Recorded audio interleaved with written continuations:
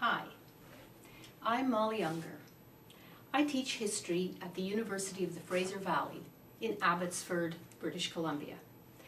And I'd like to tell you what I find most fascinating about history. To me, the most fascinating thing about history is that history is not the past. The past is something that is inaccessible. The past contains everything that ever happened since the beginning of time to a nanosecond before I started talking to you.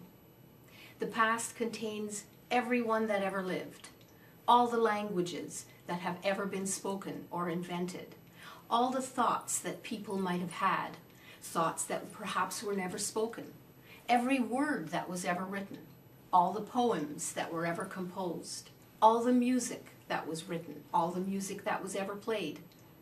Now you see what I mean by the past contains everything, but it's not accessible. Nobody can travel back into the past. So what do? How is it that we get the story of events, of people, of what was written, what was said in the past?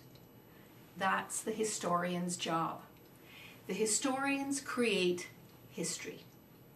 They go back into the past, but only in a metaphorical manner. They can't really travel in time. What they do is they go to archives. They access letters, journals, records that people may have left. They go to archaeological digs. They go to museums where perhaps furniture is stored or costumes are stored. They go and find records of what has survived. And of course, this is a very tricky thing. Not everything survives that existed in the past. But this is what historians have to work with. Historians look at the records that have remained, and from that, they create a story of the past, a story of what happened in the past. And the really fascinating thing about that, the second most fascinating thing, is that you can have two historians, or three, looking at the same things, the same record from the past, and yet they may produce a completely different interpretation of what occurred.